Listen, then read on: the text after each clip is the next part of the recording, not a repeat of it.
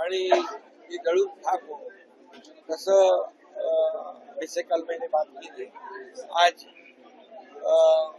धूलिवंदन है। धूलिवंदन के मौके पर मैं सभी जनता को बहुत बहुत शुभकामनाएं देता हूँ।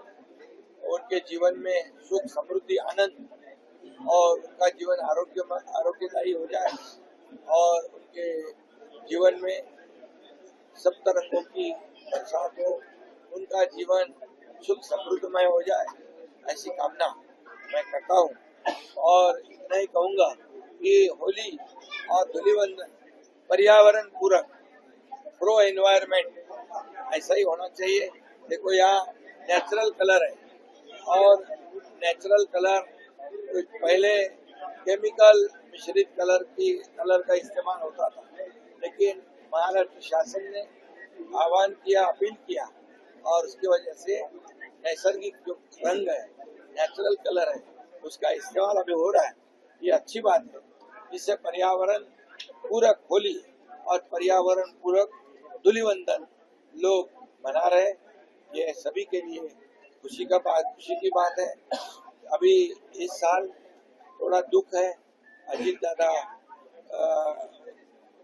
का जो दुखद निधन हुआ है, दुर्घटना हुई है, उसका भी दुख है।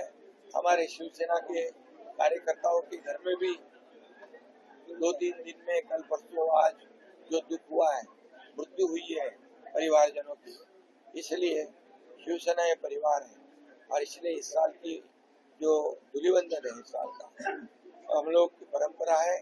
यह आनंद के साहब के आनंदाश्रम में आकर बड़ा हिंदू हृदय सम्राट बाळासाहेब ठाकरे जी और धर्मवीर आनंदी के साथ इनको वंदन करना, उनको टीका लगाना, रंग की बरसात करना, ये हर साल की परंपरा है, हम मना रहे।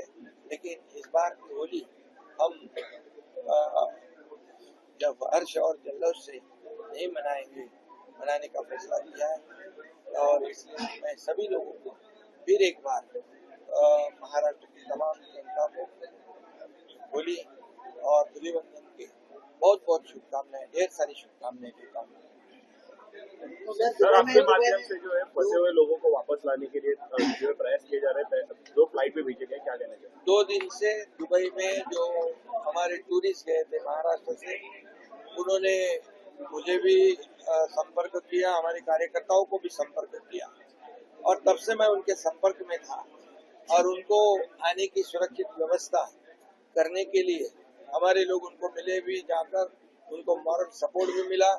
वहाँ के लोगों से मैंने भी बातचीत की और उनके टिकट जो फ्लाइट के थे और फ्लाइट कैंसिल होने की वजह से थोड़े से उनको असुविधा हुई है, थोड़े दिल में डर की भावना पैदा हुई है। इसलिए शिवसेना की ओर से 2 विशेष फ्लाइट का इंतजाम किया है। उनका टेक ऑफ अभी शायद हुआ होगा, वो मुंबई में आएंगे, सुरक्षित पहुंचेंगे और कई लोग हैं संपर्क में, उनको भी हम लाएंगे। महाराष्ट्र सरकार भी उनको लाने का इंतजाम कर रही है, नियोजन कर रहा है और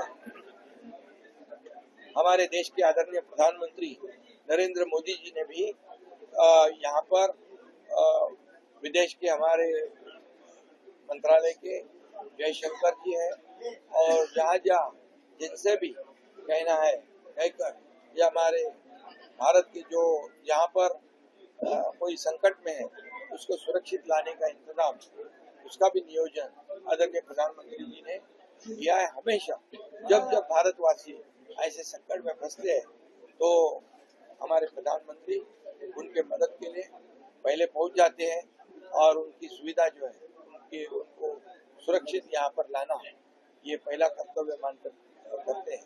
इसलिए मैं उनको भी धन्यवाद देता हूँ।